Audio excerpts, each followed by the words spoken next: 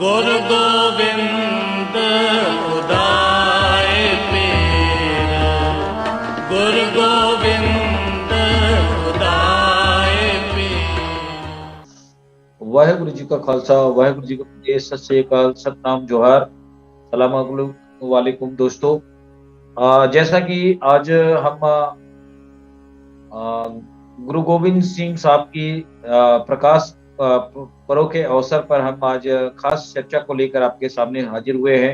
तो सबसे पहले गुरु गोविंद सिंह जी की जन्मोत्सव पर लख लख बधाइयां वॉइस ऑफ मानवता चैनल की ओर से, और हमारे साथ जुड़े हुए सभी मेहमानों का, जिसमें डॉक्टर कृपाल सिंह साहब का भी विशेष धन्यवाद करते हैं। जयंती खोटे जो रायपुर से हमारे साथ जुड़े हुए हैं उनका भी धन्यवाद करते हैं। TR खोटे साहब हमारे साथ जुड़े हुए हैं, उनका भी स्वागत करते हैं आज के इस कार्यक्रम में। जिस ढंग से पूरे विश्व में दशम पिता कलगीधर वाले, बाजा वाले, उनका नाम विभिन्न नामों से लिया जाता है, और ऐसे सिख धर्म के कहें कि वो 10वें गुरु के रूप में जाना जाता है पूरे विश्व के अंदर में। और उनकी जो पुत्रों की कुर्बानी है, या उनके जो किए गए जो खालसा पंथ की स्थापना है और गुरु ग्रंथ की स्थापना है, इसको लेकर भी हम आज के सभी मेहमानों से बारी बारी से उनके प्रकाश पर्व के अवसर पर उनके जीवनी को लेकर, उनके प्रेरक विचारों को लेकर आज हम चर्चा करने वाले हैं। तो सबसे पहले मैं आज की इस चर्चा को आगे बढ़ाते हुए डॉक्टर कृपाल सिंह साहब से मैं विनती करूंगा कि गुरु नानक दशम पिता जी के प्रकाश पर्व के अवसर पर हमारे देखने सुनने वालों को उनकी जीवनी से लेकर उनके अंतिम निर्वाण तक का जो सफर है नांदेड़ में, उनकी जो 42 वर्ष की उम्र में एक युवा अवस्था में उन्होंने अपना निर्वाण प्राप्त किया, इस संदर्भ में मैं डॉक्टर कृपाल सिंह साहब से निवेदन करूंगा कि डिटेल में उनके प्रकाश पर्व के अवसर पर हमारे लिसनर को बताएं और समझाएं। वाहिगुरु जी का खालसा, वाहिगुरु जी की फतेह। डॉक्टर कृपाल सिंह साहब। वाहिगुरु जी का खालसा, वाहिगुरु जी की फतेह। जी मेरी आवाज सुन रही है? जी आवाज आ रही है? बिल्कुल बिल्कुल आ रही सर। अच्छा। वाहिगुरु जी का खालसा, वाहिगुरु जी की फतेह। ਸਮੂਹ ਸੰਗਤ ਨੂੰ ਤੇ ਪਾਰਟਿਸਪੈਂਟਸ ਨੂੰ 10ਵੇਂ ਪਾਤਸ਼ਾਹ ਦੇ ਜਨਮ ਦਿਨ ਦੀ ਲੱਖ ਲੱਖ ਵਧਾਈ ਹੋਵੇ ਜੀ। 10ਵੇਂ ਪਾਤਸ਼ਾਹ ਦੀ ਜਿਹੜੀ ਪਰਸਨੈਲਿਟੀ ਹੈ, ਇਸ ਯੂਨੀਕ ਪਰਸਨੈਲਿਟੀ। 10ਵੇਂ ਪਾਤਸ਼ਾਹ ਦਾ ਜਨਮ ਪਟਨਾ ਸਾਹਿਬ ਵਿਖੇ ਹੋਇਆ, ਜੋ ਕਿ ਬਿਹਾਰ ਦੇ ਵਿੱਚ ਹੈ, ਤੇ ਛੋਟੀ ਉਮਰ ਦੇ ਵਿੱਚ ਹੀ ਉਹਨਾਂ ਦੇ ਬੜੇ ਕਾਤਿਕ ਮਸ਼ਹੂਰ ਨੇ। ਉਹਨਾਂ ਦੇ ਪਿਤਾ ਜੀ ਦਾ ਨਾਮ ਗੁਰੂ ਤੇਗ ਜੀ ਸੀ, ਤੇ ਉਹਨਾਂ ਦੇ ਮਾਤਾ ਜੀ ਦਾ ਨਾਮ ਮਾਤਾ ਗੁਜਰੀ ਜੀ ਸੀ। ਤੇ 10ਵਾਂ ਪਾਤਸ਼ਾਹ ਜੋ 5-6 ਸਾਲ ਦੀ ਉਮਰ ਹੋਈ ਤੇ ਉਹ ਇਧਰ ਆਨੰਦਪੁਰ ਸਾਹਿਬ ਆਏ। ਰਸਤੇ ਤੇ ਬਹੁਤ ਜਗ੍ਹਾ ਤੇ ਠਹਿਰਦੇ ਆਏ, ਤੇ ਉਹਨਾਂ ਦੇ ਉੱਤੇ ਛੋਟੇ ਹੁੰਦਿਆਂ ਤੋਂ ਹੀ ਬਹੁਤ ਵੱਡਾ ਪ੍ਰਭਾਵ ਸੀ ਆਪਣੇ ਵੱਡੇ ਵਡੇਰਿਆਂ ਦੀ ਹਿਸਟਰੀ ਦਾ ਤੇ ਆਪਣੇ ਮਾਤਾ ਪਿਤਾ ਦੇ ਉਪਦੇਸ਼ਾਂ ਦਾ। ਉਹਨਾਂ ਤੇ ਬੇਸ ਤੇ ਉਹਨਾਂ ਦੀ ਜਿਹੜੀ ਵਿਜ਼ਨ ਸੀਗੀ ਉਹ ਸੀ ਇਹ ਕਿ ਵੀ ਸਭ ਜਿਹੜੀ ਹੈ ਪਰਮਾਤਮਾ ਦੀ ਰਚਨਾ ਤੇ ਪਰਮਾਤਮਾ ਦੇ ਰੰਗ ਰੂਪ ਹੀ ਵੱਖੋ ਵੱਖਰੇ ਹੈ ਨੇ, ਤੇ ਸਾਡੇ ਸਾਰਿਆਂ ਦੀ ਜਿਹੜੀ ਬਰੋਬਰਤਾ ਹੈ ਉਹਨੂੰ ਮੇਨਟੇਨ ਰੱਖਣਾ ਚਾਹੀਦਾ। ਉਹ ਬਰੋਬਰਤਾ ਨੂੰ ਮੇਨਟੇਨ ਰੱਖਣ ਦੇ ਲਈ ਉਹਨਾਂ ਨੇ ਗੁਰੂ ਨਾਨਕ ਸਾਹਿਬ ਦੇ ਐਸਟੈਬਲਿਸ਼ ਅਸੂਲ ਸੀ, ਜਿਹੜੇ ਲੰਗਰ ਦੇ ਰੂਪ ਦੇ ਵਿੱਚ, ਸਰੋਵਰ ਦੇ ਰੂਪ ਵਿੱਚ, ਲੋਕਾਂ ਦੇ ਵਿੱਚ ਪ੍ਰਚਾਰ ਦੇ ਰੂਪ ਦੇ ਵਿੱਚ ਕਾਇਮ ਦਾਇਮ ਰੱਖੇ। ਤੇ ਨਾਲ ਉਹਨਾਂ ਨੇ ਉਹਨਾਂ ਦੀ ਕੋਰਟ ਸੀ, ਉਹਦੇ 52 ਕਵੀ ਸੀ, ਉਹਨਾਂ ਤੇ ਲੋਕਾਂ ਦੇ ਵਿੱਚ ਵੱਧ ਤੋਂ ਵੱਧ ਸੁਚੱਜਾਪਣ ਤੇ ਜੋਸ਼ ਪੈਦਾ ਕੀਤਾ ਜਾ ਸਕੇ, ਤਾਂ ਕਿ ਉਹ ਆਪਣੇ ਹੱਕਾਂ ਦੀ ਜੋ ਲੜਾਈ ਹੈ ਉਹ ਲੜ ਸਕਣ ਜੇ ਲੋੜ ਪਵੇ ਤਾਂ। ਕਿਉਂਕਿ ਹਿਊਮਨ ਰਾਈਟਸ ਜਿਹੜੇ ਨੇ, that's the movement started from Guru Nanak Sahib, continued throughout ਸਾਰੇ, ਮਤਲਬ ਸਾਰੇ ਗੁਰੂਆਂ ਦੇ ਥਰੂ ਵੱਖੋ ਵੱਖਰੇ ਰੂਪਾਂ ਦੇ ਵਿੱਚ ਉਹ ਕੰਟੀਨਿਊਡ ਰੱਖੀ ਗਈ। ਤੇ 10ਵੇਂ ਪਾਤਸ਼ਾਹ ਨੇ ਉਸ ਨੂੰ ਹੋਰ ਵੀ ਲਹਿਰ ਨੂੰ ਜ਼ੋਰ ਸ਼ੋਰ ਦੇ ਵਿੱਚ ਅੱਗੇ ਵਧਾਇਆ। ਇਸ ਲਹਿਰ ਨੂੰ ਜਦੋਂ ਵੱਧ ਰਹੀ ਸੀ ਹਿਊਮਨ ਰਾਈਟਸ ਦੀ ਲਹਿਰ, ਇਹਦੇ ਵਿੱਚ ਜਿਹੜੇ ਉਹਨਾਂ ਨੇ ਇਨਵਾਈਟ ਕੀਤਾ, ਜਿਹੜੇ ਪਹਾੜੀ ਰਾਜੇ ਸੀ, ਵੀ ਤੁਸੀਂ ਵੀ ਆਓ, ਜੁੜੋ ਸਾਡੇ ਦੇ ਨਾਲ, ਕਿ ਵੀ ਅਸੀਂ ਇਹ ਜਿਹੜਾ ਬਰੋਬਰਤਾ ਦਾ ਸੰਦੇਸ਼ ਹੈ ਪੈਦਾ ਕਰੀਏ। ਪਰ ਜੋ ਬ੍ਰਾਹਮਣਵਾਦ ਦੇ ਹੱਕ ਦੇ ਲੋਕ ਸੀਗੇ, ਉਹਨਾਂ ਨੇ ਰਾਜਿਆਂ ਨੂੰ ਵਿਰੋਧੀ ਬਣਾ ਦਿੱਤਾ ਗੁਰੂ ਸਾਹਿਬ ਦੇ, ਕਿ ਵੀ ਨਹੀਂ, ਇਹ ਤਾਂ ਸਾਡਾ ਜਿਹੜਾ ਪੁਰਾਣਾ ਸਨਾਤਨ ਧਰਮ ਹੈ, ਇਹਨੂੰ ਇਹ ਖਤਮ ਕਰਨ ਦੀ ਕੋਸ਼ਿਸ਼ ਕਰ ਰਹੇ ਆ। ਜਦੋਂ ਕਿ ਸੱਚਾਈ ਇਹ ਸੀਗੀ ਕਿ ਗੁਰੂ ਮਹਾਰਾਜ ਕਹਿ ਰਹੇ ਸੀ ਜਿਹੜੀ ਗਰੀਬ ਦੀ ਸੇਵਾ ਕਰਨੀ ਹੈ ਉਹੀ ਗੁਰੂ ਦੀ ਗੋਲਕ ਹੈ, ਉਹੀ ਅਸਲੀ ਸੇਵਾ ਪਰਮਾਤਮਾ ਦੀ ਹੈ। ਕਿਉਂਕਿ ਪਰਮਾਤਮਾ ਉੱਥੇ ਹੀ ਵਸਦਾ, ਸਭ ਥਾਂ ਤੇ ਹੀ ਵਸਦਾ, ਪਰ ਖਾਸ ਤੌਰ ਤੇ ਗਰੀਬਾਂ ਦੇ ਵਿੱਚ। ਤੇ ਗਰੀਬਾਂ ਦਾ ਭਲਾ ਕਰਨਾ ਸਾਡਾ, ਉਹਨਾਂ ਨੂੰ ਉੱਚੇ ਕਰਨਾ ਸਾਡਾ ਫਰਜ਼ ਹੈ। ਪਰ ਨਹੀਂ, ਉਹਨਾਂ ਨੇ ਵਿਰੋਧਤਾ ਕੀਤੀ ਤੇ ਉਹਦੇ ਵਿੱਚ ਫਿਰ ਕਈ ਯੁੱਧ ਲੜਨੇ ਪਏ ਗੁਰੂ ਸਾਹਿਬ ਨੂੰ, ਜਿਵੇਂ ਭੰਗਾਣੀ ਦਾ ਯੁੱਧ, ਨਦੌਣ ਦਾ ਯੁੱਧ, ਹੁਸੈਨੀ ਵਾਲੇ ਦਾ ਯੁੱਧ, ਇਸ ਤਰ੍ਹਾਂ ਕਰਾ ਕੇ ਉਹਨਾਂ ਸਾਰੇ ਯੁੱਧਾਂ ਦੇ ਵਿੱਚ ਜਿਹੜੇ ਸੀ ਪਹਾੜੀ ਰਾਜੇ, ਉਹਨਾਂ ਦੀ ਹਾਰ ਹੁੰਦੀ ਗਈ ਤੇ ਉਹਨਾਂ ਦਾ ਗੁੱਸਾ ਵੱਧਦਾ ਗਿਆ ਤੇ ਉਹਨਾਂ ਨੇ ਬਜਾਏ ਉਹਨਾਂ ਦੇ ਨਾਲ ਗੱਲ ਨੂੰ ਸਮਝਣ ਦੇ, ਵਿਚਾਰਨ ਦੇ, ਸਗੋਂ ਹੋਰ ਨਾਲ ਲੋਕਾਂ ਨੂੰ ਵੀ ਉਹਨਾਂ ਦੇ ਵਿਰੋਧਤਾ ਪੈਦਾ ਕੀਤੀ। ਦੂਜੇ ਪਾਸੇ ਜੋ ਮੁਸਲਮਾਨ ਸੀਗੇ, ਰਾਜਾ ਖਾਸ ਤੌਰ ਤੇ ਜਿਹੜਾ ਔਰੰਗਜ਼ੇਬ ਸੀਗਾ ਤੇ ਉਸ ਤੋਂ ਪਹਿਲਾਂ ਦੇ ਵੀ, ਉਹ ਚਾਹੁੰਦੇ ਸੀ ਕਿ ਸਾਰਾ ਜਿਹੜਾ ਹਿੰਦੁਸਤਾਨ ਆ ਉਸ ਨੂੰ ਮੁਸਲਮਾਨ ਬਣਾ ਦਿੱਤਾ ਜਾਵੇ, ਤਾਂ ਕਿ ਹਰ ਪਾਸੇ ਮੁਸਲਮਾਨਾਂ ਦਾ ਹੀ ਬੋਲਬਾਲਾ ਹੋਵੇ। ਉਹਨਾਂ ਦਾ ਖਿਆਲ ਇਹ ਸੀਗਾ। ਪਰ ਗੁਰੂ ਮਹਾਰਾਜ ਕਹਿੰਦੇ ਸੀ ਨਹੀਂ, ਮਾਨਸ ਕੀ ਜਾਤ ਸਭ ਇੱਕ ਹੈ, ਪਹਿਚਾਨਵੋ। ਹਰ ਇੱਕ ਦੇ ਆਪੋ ਆਪਣੇ ਹੱਕ ਨੇ, ਹਰ ਇੱਕ ਦਾ ਹੱਕ ਬਣਦਾ ਉਹ ਜੋ ਦਾ ਧਰਮ ਹੋਵੇ ਉਸ ਨੂੰ ਉਸ ਰੂਪ ਦੇ ਵਿੱਚ ਉਹ ਪਛਾਣੇ ਤੇ ਉਹਦੇ ਤੇ ਅਮਲ ਕਰੇ। ਪਰ ਇਹ ਗੱਲ ਦੋਨਾਂ ਪਾਸਿਆਂ ਨੂੰ ਨਹੀਂ ਚੰਗੀ ਲੱਗੀ, ਨਾ ਕਾਜ਼ੀਆਂ ਵਾਲਿਆਂ ਨੂੰ ਵੱਲੋਂ ਤੇ ਨਾ ਉਧਰ ਹਿੰਦੂ ਜਿਹੜੇ ਬ੍ਰਾਹਮਣਵਾਦ ਦੇ ਪੁਜਾਰੀ ਸੀ ਉਹਨਾਂ ਨੂੰ। ਪਰ ਮਹਾਰਾਜ ਨੇ ਇਸ ਨੂੰ ਅੱਗੇ ਵਧਾਉਂਦੇ ਹੋਏ ਇਸੇ ਮੂਵਮੈਂਟ ਨੂੰ ਗਰੀਬਾਂ ਦੀ ਸੇਵਾ ਦੇ ਲਈ, ਮਨੁੱਖੀ ਅਧਿਕਾਰਾਂ ਦੇ ਲਈ, ਫਿਰ ਲੋਕ ਆਪਣੇ ਅੰਮ੍ਰਿਤ ਛਕਾਇਆ, ਜਿਹਦੇ ਵਿੱਚ ਪੰਜ ਪਿਆਰੇ ਜਦੋਂ ਉਹਨਾਂ ਨੇ ਆਵਾਜ਼ ਮਾਰੀ ਕਿ ਵੀ ਜਿਹਨੂੰ ਧਰਮ ਦੀ ਖਾਤਰ ਜਿਹੜੇ ਨਸ਼ਾਵਰ ਹੋਣ ਲਈ ਤਿਆਰ ਨੇ ਉਹ ਅੱਗੇ ਆਉਣ, ਤੇ ਉਹਨਾਂ ਵਿੱਚ ਪੰਜ ਆਏ। ਉਹਨਾਂ ਦਾ ਨਾਮ ਸੀ ਭਾਈ ਦਇਆ ਸਿੰਘ, ਭਾਈ ਧਰਮ ਸਿੰਘ, ਭਾਈ ਹਿੰਮਤ ਸਿੰਘ, ਭਾਈ ਮੋਹਕਮ ਸਿੰਘ ਐਂਡ ਭਾਈ ਸਾਹਿਬ ਸਿੰਘ। ਤੇ ਉਹਨਾਂ ਨੂੰ ਖੰਡੇ ਬਾਟੇ ਦਾ ਅੰਮ੍ਰਿਤ ਛਕਾਇਆ ਤੇ ਫਿਰ ਉਹਨਾਂ ਤੋਂ ਛਕਿਆ ਤੇ ਉਹਨਾਂ ਨੂੰ ਕਿਹਾ ਵੀ ਇਹ ਮੇਰਾ ਖਾਲਸਾ ਨਹੀਂ। ਤੇ ਨਾਲ ਉਹਨਾਂ ਤੋਂ ਅੰਮ੍ਰਿਤ ਛਕ ਕੇ ਉਹਨਾਂ ਨੇ ਇਹ ਪੈਦਾ ਕਰ ਦਿੱਤਾ, ਦਿਖਾ ਦਿੱਤਾ ਕਿ ਵੀ ਮੈਂ ਵੀ ਇਹਨਾਂ ਤੋਂ ਵੱਡਾ ਨਹੀਂ, ਇਹਨਾਂ ਦੇ ਵਰਗਾ ਹੀ ਆ, ਭਾਵੇਂ ਇਹਨਾਂ ਦਾ ਮੈਂ ਗੁਰੂ ਆ। ਇਹ ਇੱਕ ਬੜੀ ਵੱਡੀ ਯੂਨੀਕ ਸਿਚੁਏਸ਼ਨ ਸੀ। ਤੇ ਨਾਲੇ ਖਾਲਸੇ ਨੂੰ ਉਹਨਾਂ ਨੇ ਇਹਨਾਂ ਸ਼ਬਦਾਂ ਨਾਲ ਸੰਬੋਧਨ ਕੀਤਾ ਵੀ ਕਿ ਖਾਲਸਾ ਸੋ ਜੋ ਨਿਰਜਨ ਕੋ ਪਾਲੈ, ਖਾਲਸਾ ਸੋ ਜੋ ਦੁਸ਼ਟ ਕੋ ਗਾਲੈ। ਇਸ ਤਰ੍ਹਾਂ ਹੋਰ ਬਹੁਤ ਉਹਨਾਂ ਨੇ ਬਖਸ਼ਾਂ ਕੀਤੀਆਂ। ਤੇ ਹੌਲੀ ਹਰੋਤਾ ਸੀਗੀ ਪਹਾੜੀ ਰਾਜਾਂ ਦੀ, ਬ੍ਰਾਹਮਣਾਂ ਦੀ ਅਗਵਾਈ ਥੱਲੇ ਵੱਧਦੀ ਗਈ। ਤੇ ਉਹਨਾਂ ਨੇ ਜਿਹੜੇ ਔਰੰਗਜ਼ੇਬ ਸੀ ਉਸ ਤੋਂ ਮਦਦ ਮੰਗੀ ਕਿ ਵੀ ਅਸੀਂ ਕਿਸੇ ਨਾ ਕਿਸੇ ਤਰ੍ਹਾਂ ਗੁਰੂ ਸਾਹਿਬ ਨੂੰ ਅਨੰਦਪੁਰ ਤੋਂ ਛਡਾਈਏ ਤੇ ਇੱਥੇ ਅਸੀਂ ਆਪਣਾ ਰਾਜ ਐਸਟੈਬਲਿਸ਼ ਕਰੀਏ। ਪਰ ਉਹਦੇ ਵਿੱਚ ਅਨੰਦਪੁਰ ਸਾਹਿਬ ਦਾ ਘੇਰਾ ਪਿਆ ਕਿ ਨਹੀਂ। ਤੇ ਉਸ ਤੋਂ ਬਾਅਦ ਬਹੁਤ ਸ਼ਹੀਦੀਆਂ ਹੋਈਆਂ, ਜਿਹੜੀਆਂ ਅਸੀਂ ਪਿਛਲੇ ਕਈ ਸੈਸ਼ਨ ਦੇ ਵਿੱਚ ਕਰ ਚੁੱਕੇ ਹਾਂ। ਸਭ ਤੋਂ ਪਹਿਲਾਂ ਗੁਰੂ ਤੇਗ ਬਹਾਦਰ ਦੀ ਸ਼ਹੀਦੀ, ਫਿਰ ਉਸ ਤੋਂ ਬਾਅਦ ਆਉਂਦੀ ਹੈਗੀ ਆ ਆਪਣੇ ਵੱਡੇ ਸਾਹਿਬਜ਼ਾਦਿਆਂ ਦੀ, ਛੋਟੇ ਸਾਹਿਬਜ਼ਾਦਿਆਂ ਦੀ। ਤੇ ਫਿਰ ਈਵਨ 1808 ਦੇ ਵਿੱਚ ਗੁਰੂ ਸਾਹਿਬ ਜਦੋਂ ਨੰਦੇੜ ਵਿੱਚ ਨੇ, ਉਹਨਾਂ ਨੂੰ ਛੁਰੇ ਨਾਲ ਕਤਲ ਕਰਨ ਦੀ ਕੋਸ਼ਿਸ਼ ਕੀਤੀ। ਜਿਹੜੇ ਸੂਬਾ ਸਰਹੰਦ ਦੇ ਸੀਗੇ ਭੇਜੇ ਹੋਏ ਬੰਦੇ ਉਹਨਾਂ ਨੇ। ਤੇ ਉਸ ਤੋਂ ਬਾਅਦ ਫਿਰ ਜੋਤੀ ਜੋਤ ਸਮਾ ਜਾਂਦੇ ਨੇ। ਪਰ ਜੋਤੀ ਜੋਤ ਸਮਾਉਣ ਤੋਂ ਪਹਿਲਾਂ ਉਹ ਗੁਰੂ ਗ੍ਰੰਥ ਸਾਹਿਬ ਨੂੰ ਸਦਾ ਲਈ ਗੁਰੂ ਬਣਾ ਦਿੰਦੇ ਨੇ ਪੰਜਾਂ ਪਿਆਰਿਆਂ ਦੀ ਦੇ ਕੋਲੇ, ਕਿ ਪੰਜਾਂ ਪਿਆਰਿਆਂ ਨੂੰ ਅਧਿਕਾਰ ਦਿੱਤਾ ਕਿ ਉਹ ਸਮੇਂ ਅਨੁਸਾਰ ਉਹ ਨਾ ਸਿਰਫ ਪ੍ਰਚਾਰ ਕਰਨ ਗੁਰੂ ਗ੍ਰੰਥ ਸਾਹਿਬ ਦੀ ਬਾਣੀ ਦਾ, ਤੇ ਜਿਹੜੇ ਡਿਸੀਜਨ ਲੈ ਸਕਦੇ ਨੇ ਕੌਮ ਦੀ ਅਗਵਾਈ ਦੇ ਲਈ। ਪਰ ਜਿਹੜੀ ਸ਼ੁਰੂਆਤ ਹੈ ਗੁਰੂ ਗ੍ਰੰਥ ਸਾਹਿਬ, ਉਹਨਾਂ ਨੂੰ ਵਿਚਾਰ ਕਰਕੇ ਉੱਥੋਂ ਸਬਕ ਸਿੱਖ ਕੇ ਤੇ ਇਸ ਤਰ੍ਹਾਂ ਕਰਦੇ ਕਰਦੇ ਫਿਰ ਗਾਂ ਮਿਸਲਾਂ ਬਣੀਆਂ, ਫਿਰ ਖਾਲਸਾ ਰਾਜ ਐਸਟੈਬਲਿਸ਼ ਹੋਇਆ। ਇਸ ਤਰ੍ਹਾਂ ਕਹਾਣੀ ਚੱਲਦੀ ਹੈ। ਪਰ ਕਹਿਣ ਦਾ ਭਾਵ ਮੇਰਾ ਇਹ ਆ ਕਿ ਗੁਰੂ ਗੋਬਿੰਦ ਸਿੰਘ ਜੀ ਜਦੋਂ ਜੈ ਜ਼ਿੰਦਗੀ ਦੇ ਵਿੱਚ only 42 ਸਾਲ ਦੀ ਉਮਰ ਸੀਗੀ ਜਦੋਂ, ਤੇ ਕੁਝ ਦਿਨ ਹੋਰ ਉਹਨਾਂ ਨੇ ਇੰਨਾ ਕੁਝ ਅਕੰਪਲਿਸ਼ ਕੀਤਾ, ਇੰਨਾ ਮਨੁੱਖੀ ਅਧਿਕਾਰਾਂ ਦੇ ਲਈ ਜਦੋਜਹਿਦ ਕੀਤੀ, ਤੇ ਅਸੀਂ ਉਹਨਾਂ ਨੂੰ ਸਰਬੰਸਦਾਨੀ ਗੁਰੂ ਗੋਬਿੰਦ ਸਿੰਘ ਨਾਮ ਦੇ ਨਾਲ ਯਾਦ ਕਰਦੇ ਹਾਂ।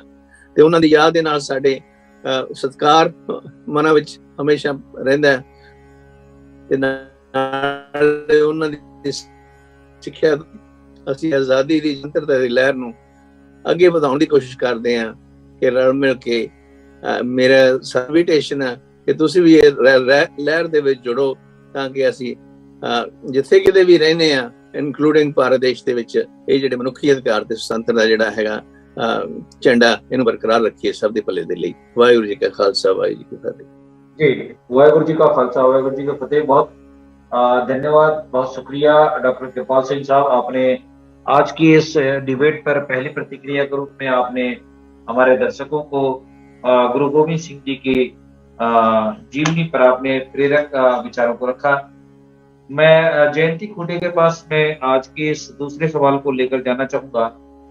जयंती, स्क्रीन पे आप आ जाएं और मैं आपसे सवाल ये करना चाहूंगा कि गुरु गोविंद सिंह जी साहिब का जो जीवन है या उनकी जो ह्यूमन बीइंग के लिए जो प्रेरणा है, जो संदेश है, उनको अगर आपने पढ़ा होगा या उनके विचारों को आपने स्टडी किया होगा, तो आज उनकी प्रकाश पर्व के अवसर पर हमारे देखने सुनने वालों को उन्होंने महिलाओं को, बेटियों को जो भी मान सम्मान जो बख्शा है, वो कहीं ना कहीं आज बराबरी का जो दर्जा मिला है उनकी देन भी हम कह सकते हैं।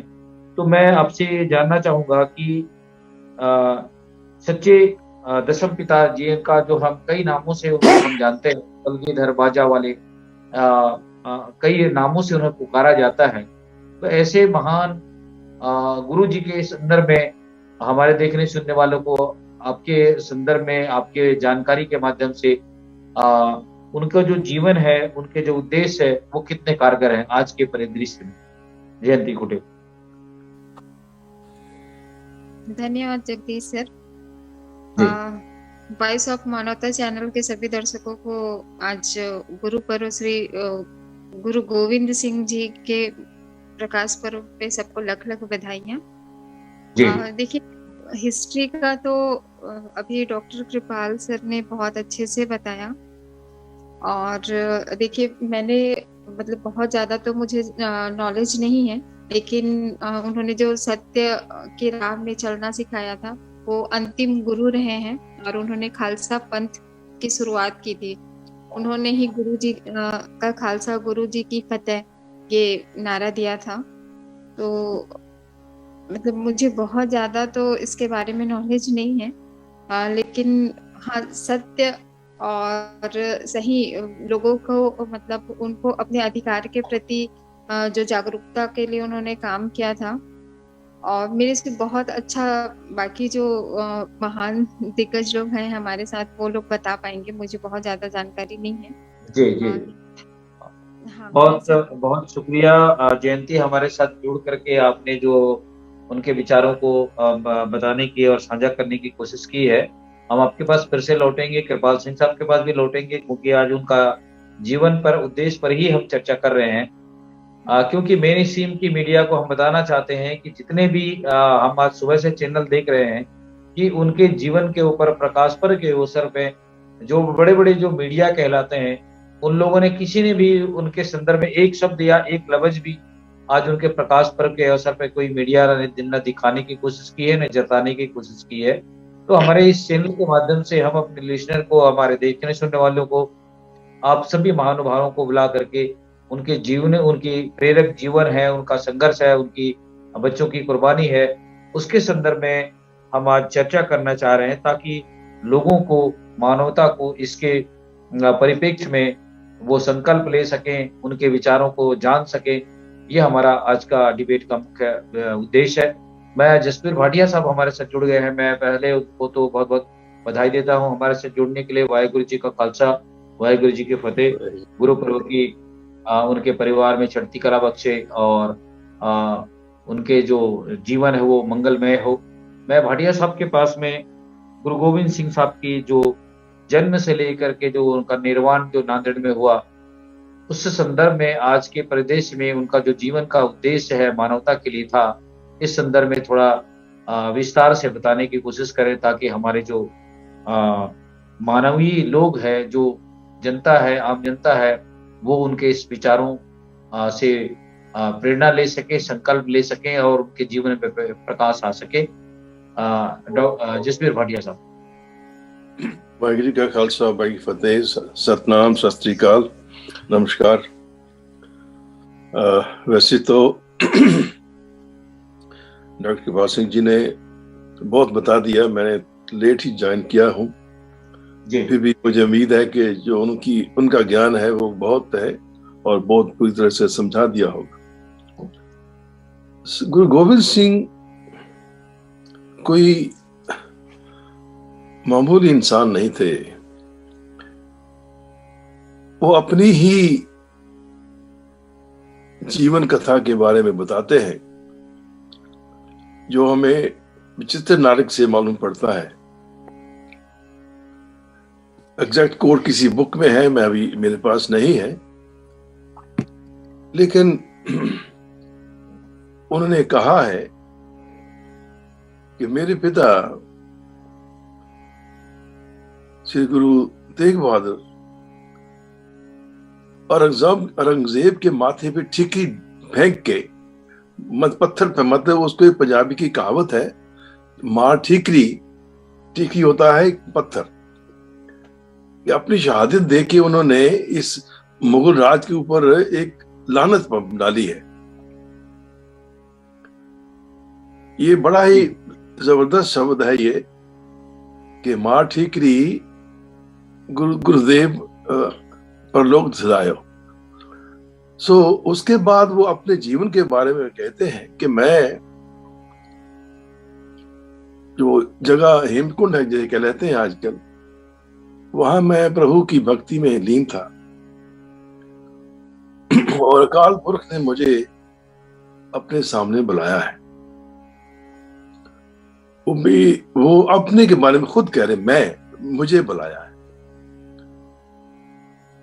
और उसने अकाल पुरख ने मुझे यह हिदायत दी है कि मैं कमांड किया है, हुक्म दिया है कि मैं संसार में जाऊं और वहां धर्म की रक्षा के लिए अपना दान दूं।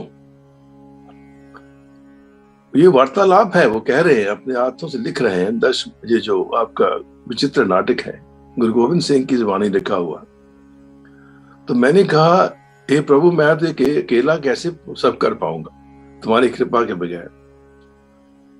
तो कहते हैं कि अकाल पुरख ने मुझे अपना पुत्र सिधाया, मुझे अपना पुत्र व्याख्यान किया और कहा तुम जाओ। इसीलिए मेरा जन्म गुरु तेग बहादुर के घर में हुआ था, धर्म की रक्षा के लिए, मानवता की रक्षा के लिए, जो अत्याचारों से पीड़ित हैं उनकी देखभाल के लिए, उनके उत्थान के लिए, सब मानवता के लिए। संत उबारन, उन्होंने जो शब्द कहा है, संत उबारन, मैं जग में आया। संत का मतलब है जो धार्मिकता है, वो किसी अमुक धर्म की बात नहीं करते थे, हिंदू या सिख या मुस्लिम या क्रिश्चियन, ऐसी बात नहीं थी। ओवरऑल धर्म की आजादी, जो जिसका कोई धर्म है उसे आजादी है, वो पालन करे और उसके अंदर धार्मिकता पैदा हो। तो इसीलिए मेरा जन्म हुआ। तो ये बात आप समझें कि अगर हम कहते हैं कि लोग जो हमारे क्रिश्चियन वर्ल्ड में कहते हैं कि Jesus was the son of God, वो तो लोग कहते हैं ना, जीसस ने खुद तो नहीं कहा कभी, लेकिन इधर गुरु गोविंद सिंह खुद कह रहे, मुझे अकाल पुरख ने अपना पूत बगाना, अपना बेटा कहा। तो कट शॉर्ट, उसके बाद अब गुरु साहब का जीवन आप जानते हैं। बचपन से ही वो बड़े अद्भुत बच्चे थे, दूसरे बच्चों की तरह नहीं थे। वो एक लीडर थे, उनके पीछे जितने बच्चों का टोला होता था उनको वो आगे होके होते थे, उनके साथ तीर कमान से लेके ऐसे ऐसे गेम करते थे जैसे कोई योद्धा करते हैं। 9 साल की उम्र में गुरगद्दी संभालनी पड़ी कि उनके पिताजी जो कश्मीर के पंडितों की फरियाद सुन के दिल्ली चले गए और शहीद हुए, आप जानते हैं। और उनके साथ उनके बहुत साथी मथीदास सतीदास भी शहीद हुए, भाई दयाला जी भी शहीद हुए। इतनी छोटी उम्र में एक कम्युनिटी, एक पंथ को संभालना एक बड़े ही समझदार लीडर की जरूरत होती है 9 साल के बच्चे में। लेकिन फिर भी उन्होंने बड़ी ही बखूबी से उसको संभाला। इतना ही नहीं कि कई मुसलमान पीर जो उनके श्रद्धालु बन गए। पीर बुद्धू शाह की बात है, आप जानते हैं, डॉक्टर साहब ने कहा होगा। पीर बुद्धू शाह जब जन्म हुआ गुरु गोविंद सिंह का, तो उन्होंने जब इबादत की तो वो मशरक की तरफ, मतलब वेस्ट की तरफ, पूर्व की तरफ, पश्चिम की तरफ जो हमेशा मुसलमान लोग अपना इबादत करते हैं, वो छोड़ के उन्होंने पटना की तरफ मुंह करके अपनी प्रेयर की। पीर बुद्धू शाह की बात है। लोगों ने कहा, पीर साहब ये आप क्या कर रहे हैं? आप तो अब गलत दिशा में बैठ के आप अपनी इबादत कर रहे हैं। तो उन्होंने कहा, नहीं, आज उस अल्लाह की रूह ने इस तरफ जन्म लिया है, पटना की तरफ, क्योंकि गुरु गोविंद सिंह का जन्म पटना में हुआ था, पटना बिहार में। तो वो फिर उनको मिलने आए जब वो बच्चे थे, अभी जन्म ही हुआ था उनका। तो पीर बुद्धू शाह अपने पैरोकारों के साथ में वहां उनको देखने आए। तो वहां कहते हैं कि भाई बच्चा देखना चाहते थे, तो माता जी हेसिटेंट थी, लेकिन उनके मामा जी ने, कृपाल चंद ने कहा था कोई बात नहीं, ले आओ। तो बच्चे के सामने आए तो उन्होंने पूछा कि ये बच्चा जो है हिंदुओं की रक्षा करेगा कि मुसलमानों की रक्षा करेगा? तो कहा जाता है उन्होंने 2 मटकियां छोटी सी ली, बच्चे के सामने की, एक हिंदू का एक मुस्लिम का, और ऐसे छोटे बच्चे ने दोनों के ऊपर हाथ रख दिया। मतलब ये कि उनके मन में ना हिंदू या मुस्लिम का कोई अंतर नहीं था। इस्लाम को उन्होंने कभी किसी धर्म के खिलाफ लड़ाई नहीं लड़ी, अत्याचार के खिलाफ लड़ाई लड़ी है। तो ये कहानियां हैं बचपन की, कहते हैं, क्योंकि उनका जन्म 300-400 साल पहले की बात है, तो ये तो इतिहास लिखा हुआ है। तो ऐसे थे गुरु गोविंद सिंह जी का जो जीवन शुरू होता है। उसके बाद अब बड़े हुए, उनके पास फिर उन्होंने खालसा पंथ बनाया, डॉक्टर साहब ने बताया आपको, बड़ी बड़ी कुर्बानियां दी, लेकिन उन्होंने कभी किसी के ऊपर हमला नहीं किया। जब भी लड़ाई हुई तो सिर्फ अपनी हिफाजत के लिए। पहले ही पहाड़ी हिंदू राजाओं ने हमला किया। गुरु साहब ने समझाया कि हमें कोई आपसे कोई दुश्मनी नहीं। उनकी फौजें आई और शायद उसका जो राजा भीमचंद था, उनका लीडर था। तो गुरु साहब ने कहा, ये लड़ाई करने की क्या जरूरत है, क्यों बेकसूर लोग मारे जाएंगे, तो मेरे साथ अकेले लड़ाई कर। जब लड़ाई हुई तो गुरु साहब ने कहा उसको, अच्छा तुम पहले 3 बार मेरे पे वार कर लो, मैं अपने डिफेंड करूंगा, मैं तेरे पे वार नहीं करूं। 3 बार भीमचंद ने तीर चलाया गुरु साहब के ऊपर, उनको नहीं लगा। फिर गुरु साहब ने एक ही तीर मारा, वो चित हो गया एक ही तीर से। ऐसे योद्धा थे वो। लेकिन वो बेगुनाह इंसानों के साथ नहीं लड़ना चाहते थे, किसी को मारना नहीं चाहते। फिर उसके बाद जब मुगलों के साथ लड़ाइयां हुई, वही पहाड़ी राजाओं ने मुगलों को बुलाया, क्योंकि उनकी खुद की पेश चली नहीं। लेकिन गुरु साहब ने किसी का हक नहीं खोना चाहता था, लेकिन वो चाहते थे कि उसको ग्रैब करें, ये क्या है, संत है, ये क्यों है, इसके पास सफेद हाथी है, इसके पास चंदन की है, किसी ने उनको चौकी दी है, हमारे पास होनी चाहिए। ग्रीड, लालच। तो फिर आप जानते हैं लड़ाइयां हुई, बड़ी शहीदियां हुई, लेकिन सबका मतलब क्या था? गुरु साहब ने कोई लड़ाई किसी देश को जीतने के लिए नहीं, को राज बनाने के लिए नहीं की, सिर्फ एक हकों के लिए, एक सिद्धांत के लिए लड़ाई की। ये सिद्धांत ये है कि हम आजाद हैं, हम अत्याचार के सामने झुकते नहीं।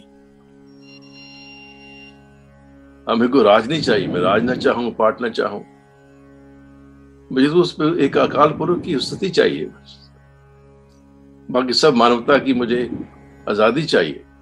तो एक जज्बा पैदा करना था। इन शहीदियों का मतलब, इन लड़ाइयों का मतलब ये था कि इस कौम के अंदर जागृति पैदा करना, एक जज्बा पैदा करना कि वो उठ सके अपने अधिकारों के लिए, अपने धर्म की रक्षा के लिए, और अत्याचार न सहे। स्त्री मनुष्य सबको बराबरी। स्त्रियां उनके साथ लड़ाइयां लड़ी जंग में। बीवी भाग कौर एक गनर थी। मैंने उनका गुरुद्वारा देखा है जबलपुर में, नर्मदा की उस दूसरी तरफ। वो बंदूक कम से कम 8 फुट लंबी होगी, बंदूक जो चलाती थी। तो कहने का मतलब ये है कि उन्होंने ऐसा जो जज्बा भर दिया, ऐसा लोगों के अंदर जोश भर दिया कि वो अपनी आजादी के लिए कुर्बान होना मंजूर करते थे, झुकना नहीं। आखिर उन दोनों में गिनती कितनी होगी सिखों की, या उनके जो फॉलो करने वाले थे, या खालसा लोग, कितनी गिनती होगी? कुछ भी नहीं। तो आप जानते हैं मुगलों के बाद, गुरु साहब के बाद, जब वो 1708 में वो चलाना हो गए, उसके बाद फिर पठानों ने हमला किया, अहमद शाह अब्दाली ने हमला किया। तब भी छोटे छोटे ग्रुप थे सिखों के जो जंगलों में छुप के रहते, क्योंकि उनको बाहर रहने की आज्ञा नहीं थी। ये हुक्म था गवर्नमेंट का उस वक्त का कि जो भी कोई सिख मिले मार डालो, उसको इनाम दे दिया जाता। तो सिख अपने बचाव के लिए जंगलों में रहते, भूखे रहते। तो वहां से भी निकल के वो लोग हमले करते थे इन लोगों के ऊपर। जो अहमद शाह अब्दाली जब जा रहा था वापस तीसरी पानीपत की तीसरी लड़ाई के बाद, जिसमें अनफॉर्चुनेटली मराठा लोग हार गए, तो वापसी पे सिखों ने हमले किए उनके ऊपर। रात को निकलते थे वो, क्योंकि थोड़ी तादाद, गुरिल्ला वारफेयर जिसे कहते हैं। तो कहा जाता है, इतिहास में है कि 22,000 हमारे देश की औरतों को वो अगवा करके हम अब्दाली ले जा रहा, और सिखों ने सबको छुड़वाया और उनके अपने घरों को भेजा। और ये कोई नई बात नहीं थी, सदियों से। मोहम्मद बिन कासिम जो 800 के करीब 8वीं सदी में आया, कुछ 200 लोगों के साथ लेके आया, और 40,000 हमारी औरतों को लेके चला गया। बेची जाती थी हमारी औरत। ये हालत थी इस देश की। समय हो तो मैं और क्या बताऊं। गुरु नानक साहब ने जो लिखा है, उस वक्त अपने समय में आंखों देखी बात लिखी है गुरु नानक साहब ने, कि वो बेटियां, हमारी अमीर घरों की बेटियां, जब शादी के बाद घर में आती थी, लोग उनके ऊपर लाखों रुपया का दान देते थे, गरी खोपा फेंकते थे, उनको सुन के स्वागत के लिए सिंदूर होता था, लंबे केश होते थे। आज वो ही हमारी बच्चियां कटे बाल, फटे कपड़े बाजारों में घूम रही हैं। ये हालत थी। ये गुरु नानक साहब ने लिखा है। तो ऐसी हालात में गुरु गोविंद सिंह साहब ने जो स्ट्रगल की, जद्दोजहद की, जो संघर्ष किया, मानवता के अधिकारों के लिए किया। तो उन्होंने भी फिर अहमद शाह अब्दाली को भगाया। तो उसके बाद कोई बाहर का हमला फिर नहीं हुआ। फिर महाराजा रणजीत सिंह बने। तो मेरे कहने का मतलब यह है कि ये जो जज्बा गुरु गोविंद सिंह साहब जी ने दुनिया में पैदा कर दिया, संसार में, हिंदुस्तान में, ये बात ही मैं कहना चाहता हूं कि जब 5 प्यारे गुरु साहब ने बनाए थे, ये नहीं कि उन्होंने सिर्फ खाली पंजाब से सिर्फ एक ही थे धर्म से, दयाराम थे, धर्म सिंह बने। हाँ, तो बाकी सारे को गुजरात से, उड़ीसा से, मध्य प्रदेश से, शायद उत्तर प्रदेश से, कभी उन्होंने किसी रीजन को नहीं, उनके लिए सारा देश उनके बराबर, सारा देश ही उनका लक्ष्य था। सारे देश की का उत्थान करना ही उनका लक्ष्य था, ताकि सब देश के लोग उठे और अपने देश की रक्षा करें, अपने मानवीय अधिकारों की रक्षा करें जी, और बलिदान देने से ना डरे। तो आज मैं यही कहना चाहता हूं कि खासकर चूंकि गुरु साहब ज्यादा टाइम पंजाब में रहे, तो पंजाब में ज्यादा जोर पकड़ा दूसरे प्रदेशों की बनावट। तो ये जो जज्बा पैदा हुआ था, उसकी वजह से ही सिख राज पैदा हो गया। गुरु रणजीत सिंह आए, तो उसके बाद फिर अंग्रेज आ गए। तो भाव ये है कि अगर ऐसी सिखों ताकत ना होती पंजाब में अंदर, मुझे यकीन है, मेरे दिल में कहता हूं मैं, कि आज भी शायद उत्तर भारत जैसे पंजाब, हरियाणा, यूपी, दिल्ली, बहुत सारा एरिया जो है, हो सकता है आज भी अफगानिस्तान के अंदर होता या हिंदुस्तान का हिस्सा ना रह जाता। तो उनकी वजह से सारा देश जो है हमारा, अफगानिस्तान के बॉर्डर तक एक कंप्लीट पूरा देश बना रहा। तो ये बड़ी देन है उनकी, भारत के लिए, भारत के इतिहास में उनका बड़ा विशेष स्थान है। लेकिन जैसे अभी कुरी साहब कह रहे थे कि हमारे देश ने उनको इग्नोर किया है, उनके सच्चे इतिहास को देश के सामने नहीं लाया जाता। अब क्या कहें इसके बारे में, आप खुद समझते हैं। इतनी बात हो सकती है। वाहिगुरू का खालसा, वाहिगुरू।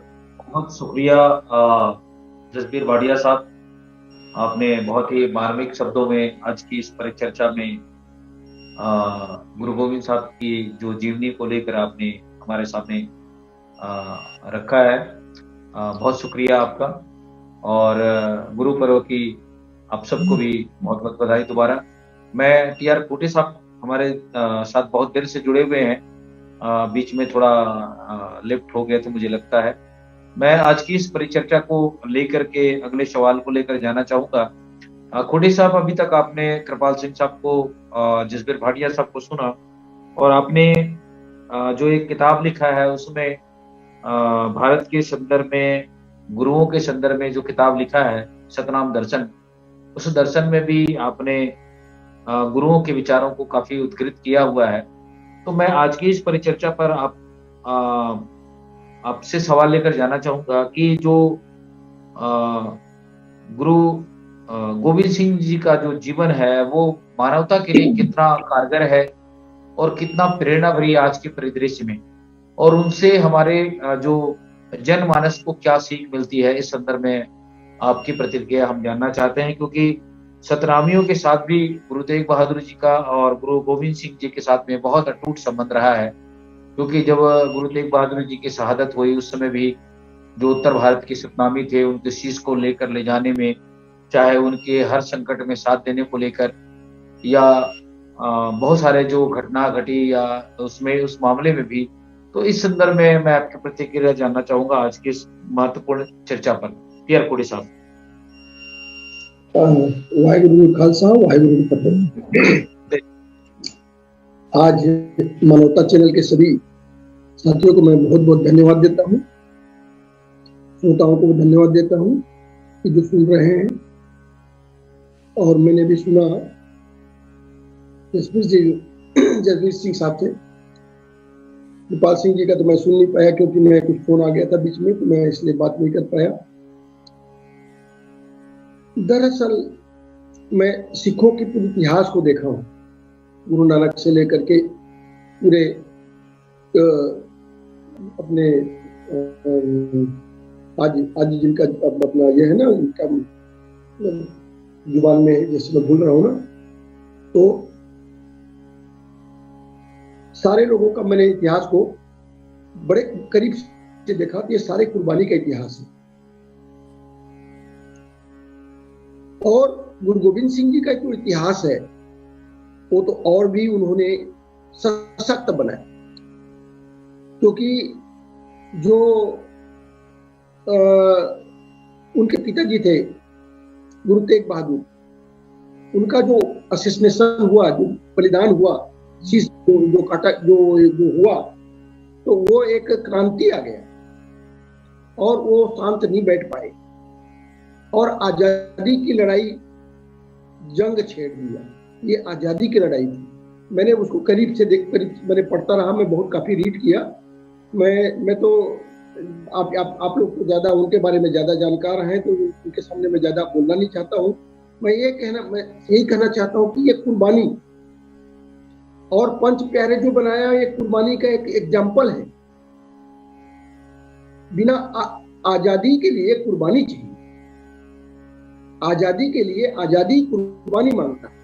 ये बात गुरु गोविंद सिंह जी ने सबूत करके दिखा दिया। यही उन्होंने, जब कृपाराम वगैरह आए थे, उनसे पूछने उनके पिताजी से, गुरु हरगोविंद से, मैंने गुरु तेग बहादुर से, भाई हमारे साथ अन्याय अत्याचार हो रहा है, हमें जबरदस्ती किया जा रहा है, कन्वर्जन के लिए बोला जा रहा है। तो उन्होंने बोला, इसके लिए भी उन्होंने, गुरु तेग बहादुर ने भी बोला था कि इसके लिए बड़ी कुर्बानी। तो गुरु गोविंद सिंह जी उस समय आए थे, तो उन्होंने कहा कि आपसे बड़ा कौन हो सकता है, और इसीलिए वो दिल्ली की ओर आगे चले गए और दिल्ली के पास जाकर के जो भी हुआ घटना आपको पता है उसका। तो मेरा कहने का मतलब, जो ये कुर्बानी जो है का इतिहास है, और कुर्बानी के कारण से देखिए ये पूरा जो सिख समुदाय बना है, आज भी सवा रखा बना जाता। एक आदमी को इतना शेर जैसे बन गया कि वो सरदार हो गए। सरदार का मतलब लीडर, इसे बॉर्न लीडर, पैदा होते ही वो लीडर पैदा होते हैं। ये एक बहुत बड़ी कमाल की चीज है, ये क्रांति है। इस देश में एक जबरदस्त क्रांति है। पैदा होते ही सरदार जी बोलते हैं। सरदार जी का मतलब लीडर जी। पहले मुंडा माने, मुंडा को भी सरदार बोला करते थे। वो मुंडा माने सरदार होता है। एक्चुअल में मुंडा इज ए लीडर वर्ड, मैंने संथाल भाषा में, इसमें हो मुंडा में, जो झारखंड एरिया में हो मुंडा है, तो मुंडा शब्द भी सरदार है। ये जो आंदोलन चला, तो इससे जो उराव और बाकी हो और उराव, ये सारे लोग चलते थे, तो उसमें मुंडा जो हुए वो सरदार लीडर हुए। ऐसे ही, लेकिन इन्होंने तो क्रांति लाया, और जो पंच प्यारे करके जो उन्होंने सिखिज्म को डेवलप किया, ये और भी जबरदस्त क्रांति है। इससे क्या हुआ, इससे दोनों को नुकसान हुआ। एक तरफ उस समय सल्तनत पे थे, मुगल थे, मुगलों का सरकार सल्तनत था, और दूसरे तरफ हिंदुइज्म इनके ऊपर हावी था। समाज व्यवस्था पे हिंदुइज्म हावी था।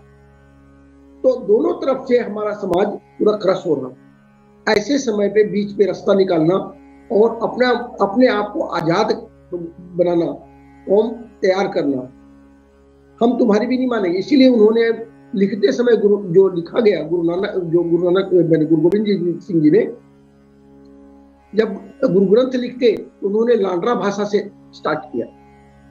अगर संस्कृत में लिखते तो बोलते कि तो इसका हमारा पंडित बोलते कि हमारा नकल किया। अगर उर्दू में लिखते तो वो बोलते कि हमारा नकल किया। इसीलिए उन्होंने अपना लांडरा भाषा डेवलप करवाए, और डेवलप करा के उन्होंने गुरुमुखी भाषा में पूरा इसको गुरु ग्रंथ साहब को लिखा गया, और उन्होंने इनको 10वां गुरु घोषित कर दिया, अंतिम गुरु घोषित किया। और उन्होंने कहा कि अब गुरु से मिलना हो तो इनसे मिलो, गुरु के ज्ञान भी पढ़ना है तो यहाँ पढ़ो। ये बड़ी क्रांति है। क्रांति, ज्ञान को क्रांति इसमें डाल दिए, व्यवहार में डाल दिए। ज्ञान को लोग हैं अभी तक, ये सबसे बड़ी जरूरत है कि ज्ञान को हमें व्यवहार में डालें। अगर हम ज्ञान को व्यवहारिक बना दें तो निश्चित रूप से क्रांति आएगी। अभी भी हम लोग हमारे बुजुर्गों का पूजा पाठ और बातें कर करके हम उसी तक सीमित रह जाते हैं। सिखों ने ये सब चीज को बदल दिया, फॉर्मेलिटी से नहीं, उन्होंने अपने कर्म के द्वारा अपने आप को तैयार किया। और हर आदमी को कुछ न कुछ करना है। ये श्रमण संस्कृति का ये देन है। श्रमण संस्कृति में हर कोई न कोई काम करेगा और मेहनत करके उसमें से जो अर्न करोगे उसमें से कुछ तो कुछ हिस्सा देगा। ये जो श्रमण संस्कृति का देगा, ये एक्चुअली ट्रांसफॉर्म नया फॉर्म में सिखिज्म श्रमण संस्कृति का किसी रूप में, भले ही उसमें एक ड्रेस और ड्रेस कोड आ गया है तो बात अलग लगता है, अदरवाइज देखा जाए तो ये बहुत बड़ी क्रांति, मैं इसको क्रांति के रूप में देखता हूं। और गुरु गोविंद सिंह जी ने जो क्रांति लाया है अंतिम, उन्होंने तो कमाल कर दिया। इसीलिए अब मैं यही कहना चाहता हूं कि आजादी कुर्बानी मांगो। और हर हमेशा अभी आज के तारीख में भी हम कहते हैं यहाँ आज जिस तरह का देश में हो रहा है, जिस तरह का आज सांप्रदायिकता का जहर घोला जा रहा है, ऐसे माहौल पे आज का ही देखिए, आज का घटना देखा आपने, सुना होगा पंजाब में प्रधानमंत्री को घुसने नहीं दिया गया। ताकत है, सिखों ने अपनी ताकत दिखाया कि तुमने हमें 700 लोगों को हमारे हम बॉर्डर में थे तो तुम हमसे मिलने नहीं आए और हम तुमसे मिलने नहीं देंगे। यहाँ पर ये आवाज होती है, कौम की आवाज होती है, इस कौमी आवाज होता है, बुलंदी है। ये अपने औकात को हमें खुल के बोलना चाहिए। ये बोलने का, आजादी का सीखने का तरीका सिखिज्म में ये बहुत सिखाया गया। ये गुरु गोविंद सिंह जी का कमाल है। सत्य को बोलना, सत्य को कभी बोलते समय किसी भी तरह का लार लपाट लपेट नहीं होना। सत्य को बोलते, सत्य है। हमें झूठ को बोलने के लिए लार लपेट लगाओ, क्योंकि झूठ में उसको चमकाना पड़ता है।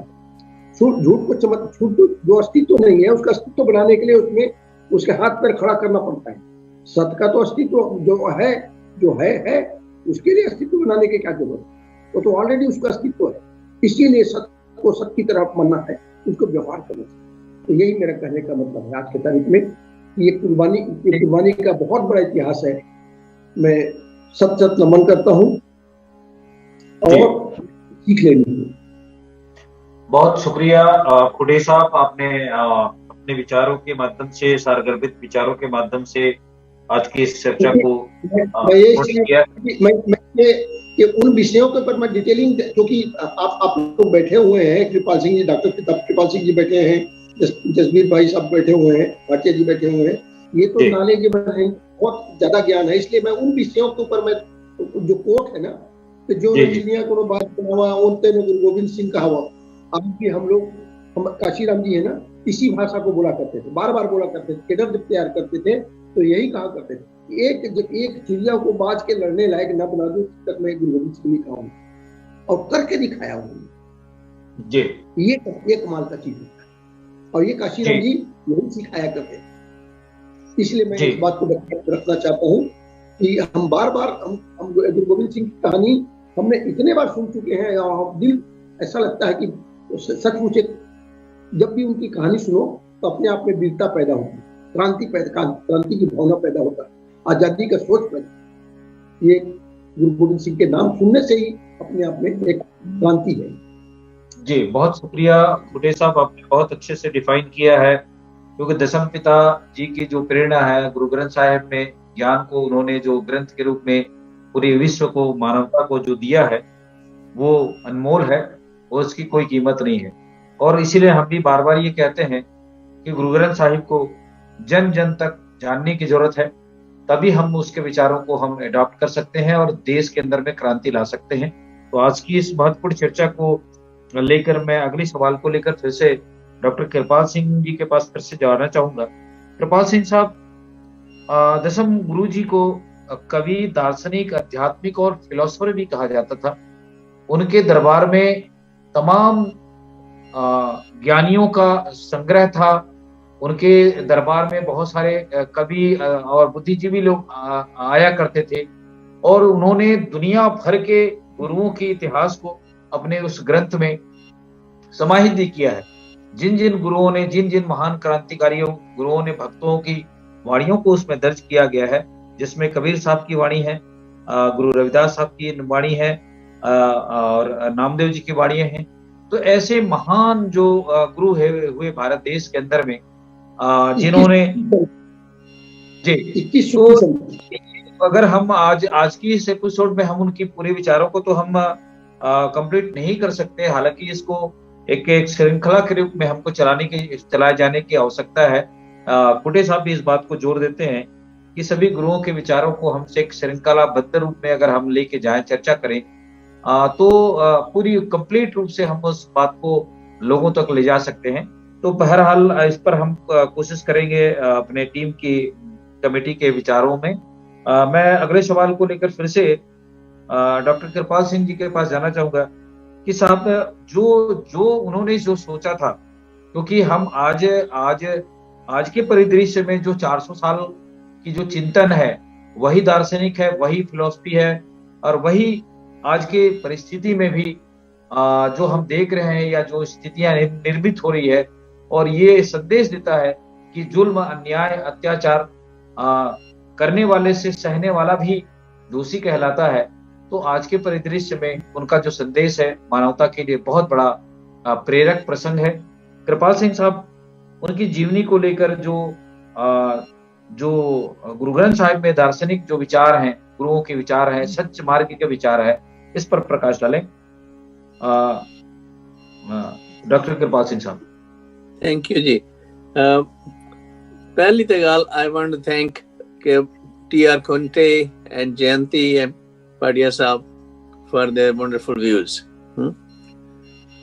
देखो, जो आपने विचार पेश किए हैं वो बहुत श्रद्धा वाले और थॉट प्रोवोकिंग हैं जी।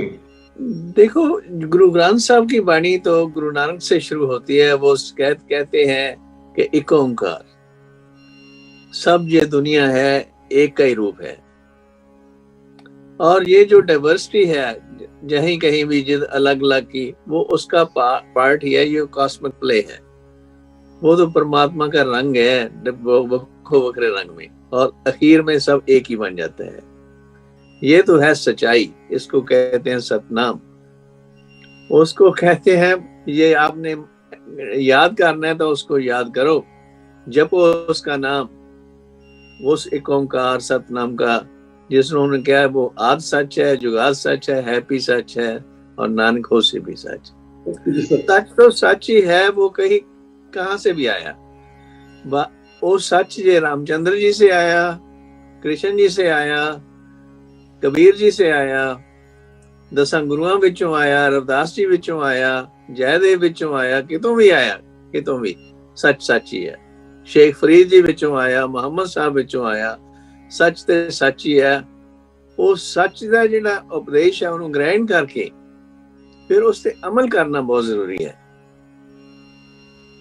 ते वो जिहड़ा अमल करना, वो सानू साडा ओह जो दुनिया, वो जिहड़ा साडा बुनियादी हक है, जिन्हों असीं ह्यूमन राइट्स कहते हैं। ਉਹਦੇ ਲਈ ਗੁਰੂ ਤੇਗ ਬਹਾਦਰ ਜੀ, ਜਿਨ੍ਹਾਂ ਦੀ ਸ਼ਹੀਦੀ ਬਾਬਤ ਪਾਟਿਆ ਸਾਹਿਬ ਨੇ ਤੁਹਾਨੂੰ ਵਿਚਾਰ ਦਿੱਤੇ ਸੀ।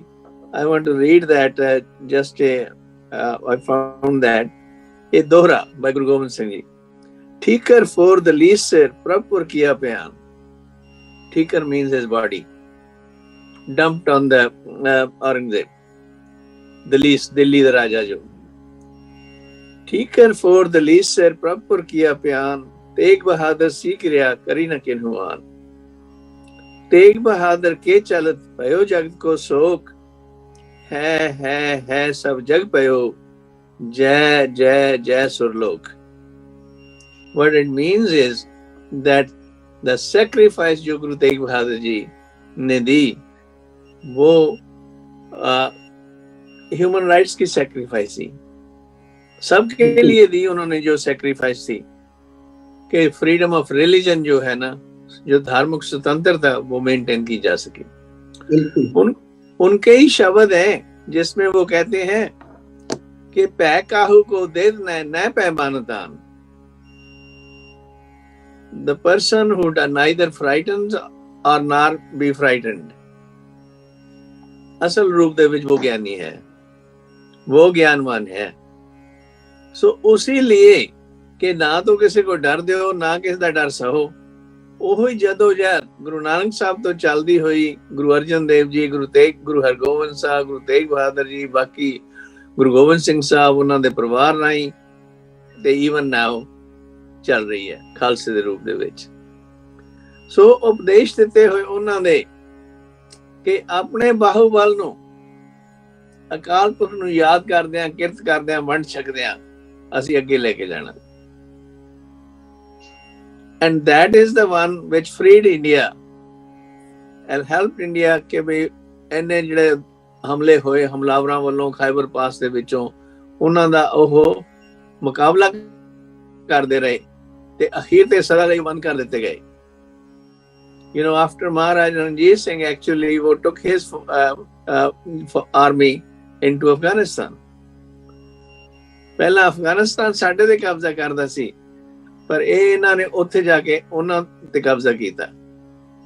ਪਰ ਫਿਰ ਉਹਨਾਂ ਦੇ ਵਿੱਚੋਂ ਜਿਹੜਾ पेशावर ਦਾ ਇਲਾਕਾ ਜਿਹੜਾ ਪਾਕਿस्तान ਦੇ ਵਿੱਚ ਹੈ, ਇਹ यूज्ड टू बी अफगानिस्तान का हिस्सा था वो, अब वो इंडिया का हिस्सा बन गया था और अब पाकिस्तान में है। कहने का भाव जो बुराइयां खत्म कीतियां गुरु गोबिंद सिंह साहब, गुरु नानक तो गुरु गोबिंद साहब ਦੀ ਲਹਿਰ ਨੇ आजादी ਦੇ ਲਈ, हकों ਦੇ ਲਈ, लोक भलाई ਦੇ ਲਈ, इससे यूनिक, पर उसकी जो चर्चा है वो नहीं हो रही। देश भर में वो उसकी चर्चा नहीं, इसीलिए हम लोग आलसी हैं। हम लोग में डिसिप्लिन नहीं है हमारे पास। अब पखंडवाद बहुत है, धर्म धर्म धर्म बहुत कहते हैं, सत्यमेव जयते, you know,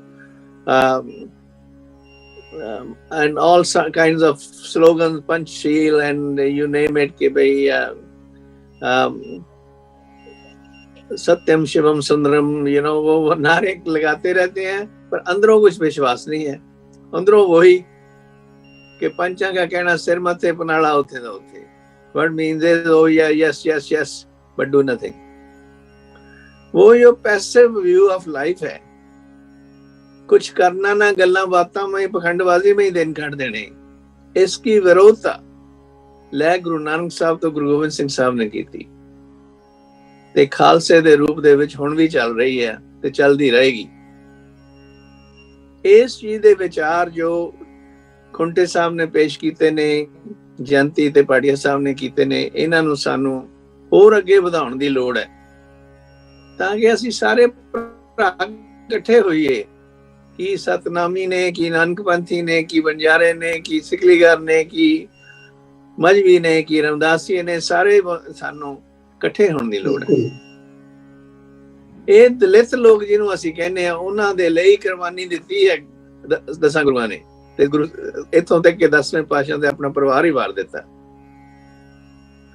ਜੇ ਅਸੀਂ ਉਹਨਾਂ ਦੀ ਯਾਦ ਕਰਕੇ ਉਹਨਾਂ ਦੇ ਜੀਵਨੀਆਂ ਤੋਂ ਸਬਕ ਨਹੀਂ ਸਿੱਖਾਂਗੇ ਤੇ ਫਿਰ ਤਾਂ ਸਾਨੂੰ ਬਾਬਾ ਅੰਬੇਦਕਰ ਜੀ ਦਾ ਸੰਵਿਧਾਨ ਦਿੱਤਾ ਵੀ ਕਾਗਜ਼ ਦਾ ਟੁਕੜਾ ਹੀ ਰਹਿ ਜਾਏਗਾ, तो इम्प्लीमेंट नहीं हो सकेगा।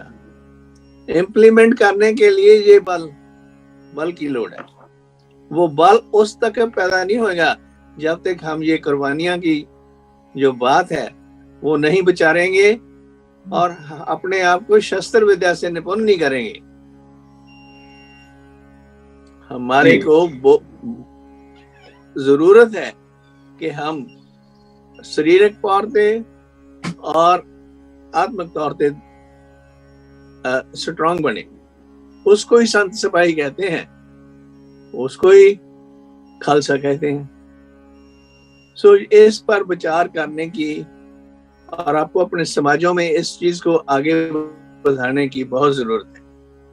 देखो सतनाम आंदोलन लाठियां तो थोड़ा था, वो सतनामी लोग बहादुर थे जिन्होंने अपने लड़ाई की औरंगजेब के विरुद्ध। वो बंजारे लोग बहादुर थे जिन्होंने कि अपना घर बार भी जो श्री गुरु तेग बहादुर जी धड़ को संस्कार करने के लिए अपना सब कुछ लखी बंजारे ने खत्म कर दिया। और भाई जैता जी इन्हां विचों ही सी जिहड़े सीस लैके महाराज दा गुरु साहब पहुंचदे ने। These are the kind of things ਜਿਹੜੀਆਂ ਸਾਨੂੰ ਉਤਸ਼ਾਹ ਦੇਣੀ ਆ, ਉਹਨਾਂ ਦੇ ਵਿਚਾਰ, ਉਹਨਾਂ ਤੇ ਅਮਲ ਕਰਕੇ, ਵਿਚਾਰ ਕਰਕੇ ਸਾਨੂੰ ਨੇੜੇ ਇੱਕ ਦੂਜੇ ਦੇ ਲਿਆਉਣਗੀਆਂ। ਜਦੋਂ ਅਸੀਂ ਇੱਕ ਦੂਜੇ ਦੇ ਨੇੜੇ ਆ ਗਏ, ਭਾਈਚਾਰਾ, ਪ੍ਰੇਮ ਦਾ ਭਾਈਚਾਰਾ ਬਣ ਗਿਆ, ਫਿਰ ਹਮਾਰੇ ਕੋਈ ਵੀ ਮੁਸ਼ਕਿਲ ਨਹੀਂ रहेगी। सब मुश्किलों को हम सॉल्व कर सकेंगे, उनका हल लब सकेंगे और अपना जिंदगी जो है उसको अच्छा बना सकेंगे। और अपने जो आने वाली नस्लें हैं उनको भी हम सबको भी सिखा देंगे और लेगेसी प्रोवाइड कराएंगे कि कैसे किया जा सकता है। That's the view from गुरु गोविंद सिंह जी। ਜਦੋਂ ਉਹ ਕਹਿੰਦੇ ਨੇ ਖਾਲਸਾ ਸੋ ਜੋ ਨਿਰਧਨ ਗੋਪਾਲ ਹੈ, ਖਾਲਸਾ ਸੋ ਜੋ ਦੁਸ਼ਟ ਗਾਲਾ। ਗੱਲੀ ਬਾਤ ਨਹੀਂ, ਖਾਲਸਾ ਨਹੀਂ। ਖਾਲਸਾ ਸ਼ਬਦ ਕਬੀਰ ਸਾਹਿਬ ਨੇ ਜੋ ਯੂਜ਼ ਕੀਤਾ। ਇਹ ਖਾਲਸਾ ਉਹ ਜਿਹੜਾ ਪ੍ਰੇਮ ਦੇ ਵਿੱਚ ਆ ਕੇ ਹਰ ਕਿਸਮ ਦੀ ਕੁਰਬਾਨੀ ਦੇ ਸਕੇ गरीब दी खातर। सूरा सो पहचानिया जो लरे दीन के हेत, दीन मीन्स गरीब, जो लरे दीन के हेत, पुरजा पुरजा कट मरे कबू न छड़े के। मैदाने जंग दे विचों हो शहीद हो जाएगा पर अपने सूल नहीं रहेगा। सो यही मैं साझा करना चाहता था। वाहिगुरू जी का खालसा, वाहिगुरू। बहुत शुक्रिया डॉक्टर कृपाल सिंह साहब, आपने आज की इस परिचर्चा को पूर्ण कर दिया है। बहुत धन्यवाद आपका। मैं आज के इस कार्यक्रम को अंतिम रूप देने की कोशिश करूंगा, हमारा समय भी नजदीक आ रहा है। मैं दोबारा फिर से जसबीर भाटिया साहब के पास में रिक्वेस्ट करूंगा कि जो बचे खुचे कुछ वर्ड भी और भी होंगे और कोई मैसेज होगा उसको भी साझी करें, क्योंकि खूटे साहब ने कहा कि ऐसे गुरु की हम प्रकाश पर्व आज मना रहे हैं जिनका रूप रंग देखने से ही एक वीरता, एक क्रांति और एक शरीर के अंदर में प्रकाश मिलने वाला गुरु को हम दर्शन करते हैं। जब उसके चित्र को हम देखते हैं, उसकी आंखों की तेज को देखते हैं, उनके शरीर से निकलते हुए उस शक्ति को देखते हैं, तो ऐसा महसूस होता है कि अन्याय, अत्याचार, जुल्म को लड़ने के लिए वाकई इस संसार में उनका अवतरण हुआ था। और आज भी हमें ऐसे ही गुरु गोविंद सिंह जैसे महान योद्धा और महान गुरु की हमें आवश्यकता है, उनकी शक्ति की आवश्यकता है। तभी हम आज के इस प्रदेश में जुल्म, अन्याय, अत्याचार हो रहे, भारत में हो रहे लोगों को हम लड़ सकते हैं, परास्त कर सकते हैं। इसलिए उनका जो आज का ये जीवन है, आज का ये महत्वपूर्ण चर्चा है, वो जन जन तक जाने की जरूरत है, उनका मैसेज जाने की जरूरत है। तो मैं दोबारा आज की इस परिचर्चा को संक्षिप्त रूप में जसबीर भाटिया के पास लेके जाना चाहूंगा कि आज की इस परिचर्चा को और व्याख्यात्मक रूप से सारांश के रूप में अपनी बात रखें और हम उसके बाद में आज की इस परिचर्चा को समाप्त करेंगे कुछ देर के बाद में। जसबीर भाटिया साहब, अपनी आवाज म्यूट करें सर। भाटिया सर। हाँ, तो सबसे पहले मैं वॉइस ऑफ मानवता टीवी को फिर एक बार धन्यवाद करना चाहता हूं कि ये जो आप सबके पैगाम है, आप सबके जो संदेश हैं वो आप देश तक पहुंचा रहे हैं। और उसके बाद आज गुरु गोविंद सिंह का जो गुरुपर्व है उसकी आप सबको श्रद्धांजलि, सबको बधाई हो। बधाई का मतलब ही यही होता है कि हम आगे बढ़ें। बधाई पंजाब में होता है बढ़ना, आगे बढ़ना। हम पीछे नहीं जा सकते, हम आगे बढ़ेंगे। आगे कैसे बढ़ेंगे? इकट्ठे होके। डॉक्टर कृपाल सिंह जी ने अभी कहा, हम कई बार कह चुके हैं, संगठन की जरूरत है। हमें ये ना कहें मैं तो कबीरपंथी हूँ, मैं संतनामी हूँ, मैं ये हूँ, वो हूँ। डॉक्टर साहब ने कहा, अभी मैं उसको दोहरा रहा हूँ, हमको ये भेदभाव खत्म करने होंगे। जब तक आवाज हमारी एक आवाज, पावरफुल आवाज होगी, यही हमारा शस्त्र है। एक पावरफुल आवाज जो है हमारी इकट्ठी, वही एक शस्त्र भी बन सकती है। जैसे अभी गुरुकुंटे साहब ने कहा, पंजाब में उन्होंने घुसने नहीं दिया। तो शस्त्र भी अपने समय से हिसाब से अपना उसकी जरूरत बदल जाते हैं। शस्त्र से खाली लड़ने के लिए नहीं होते, खाली शस्त्र भी एक इंसान का वो जज्बा है, वो भी एक ताकत बन जाती है। तो मेरा यही एक संदेश है आप सबसे, सब इकट्ठे हों, संगठित हों। विचारधारा जितनी भी हमारी है, चाहे सतनामी है, गुरु ग्रंथ साहब की है, कबीर साहब की है, सबका संदेश एक ही है। उस एक के साथ जुड़े, अपने आप को बलवान बनाए, और तभी हम जो देश में आजकल जो हो रहा है, आप ज्यादा समझ रहे हैं, मैं ना कहूं तो अच्छा है, उनके साथ लड़ने का एक ही तरीका है, सब इकट्ठे हों। गुरु गोविंद सिंह जी ने 5 प्यारे जो बनाए, मैंने कई बार कहा पांचों में चार सब छोटी जाति के, सो कॉल्ड छोटी जाति के लोग थे। कोई नाई था, कोई कपड़े धोने वाला था, कोई दूसरा श्रमजीवी था। जैसे कुंडू साहब ने कहा, ये श्रमण संस्कृति है। तो इनसे एक ही बात है, मैं कहता हूं कि जब तक हम इकट्ठा नहीं होंगे तब तक हमारा कल्याण नहीं हो सकता जी। इसी बात से मैं कहूंगा, ये गुरु गोविंद सिंह का संदेश था। जैसे डॉक्टर साहब ने कहा, वो दीनों के साथ खड़े हुए, उनकी रक्षा के लिए खड़े हुए। तो उनके साथ उनका संदेश लेके हमें भी आगे बढ़ना है और इकट्ठी आवाज, एक ओंकार का झंडा, एक का झंडा एक, one, we are all one. Oneness का जो है ना फ्लैग, झंडा लेके हमें आगे बढ़ना है। यही बात कहूंगा। भाई खालसा, भाई बहुत शुक्रिया जसबीर भाटिया साहब। हमारे साथ जयंती खोटे बहुत देर से जुड़ी हुई है, सुन रही है हमारे आज के विचारवान बुद्धिजीवियों की बातों को। जयंती, आप जैसे संघर्षों से लड़ना, जुल्म से लड़ना गुरु गोविंद सिंह ने सिखाया है, और आप भी अपने जीवन से लड़ाई लड़ रही हैं, सामाजिक परिस्थितियों से लड़ाई लड़ रही हैं, आर्थिक परिस्थितियों से लड़ाई लड़ रही हैं। इस संदर्भ में जो बेटियां हैं, जो हमारे लिए जो पुरुष होते हैं उतने ही बराबर का दर्जा महिलाओं को भी है। गुरुओं ने ये सिखाया है कि कंधे से कंधा मिलाकर हमारी महिलाएं, हमारी बेटियां आज संघर्ष कर रही हैं, आगे बढ़ रही हैं। तो इस बाबत आज के प्रदेश में जो चर्चा हो रही है गुरु गोविंद सिंह जी के जीवन पर, उनके प्रेरक विचारों को लेकर, जयंती खोटे क्या कहना चाहेंगे लास्ट कमेंट?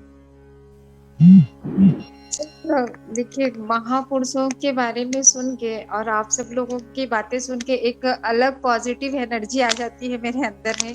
रोंगटे खड़े हो गए हैं मेरे। मैं काफी देर से मतलब ध्यान से सुन रही थी सभी को, और एक मन में पॉजिटिविटी आती है, एक अच्छा थॉट आता है कि हाँ कुछ करना है जीवन में, समाज के लिए, लोगों के लिए, महिलाओं के लिए खासकर।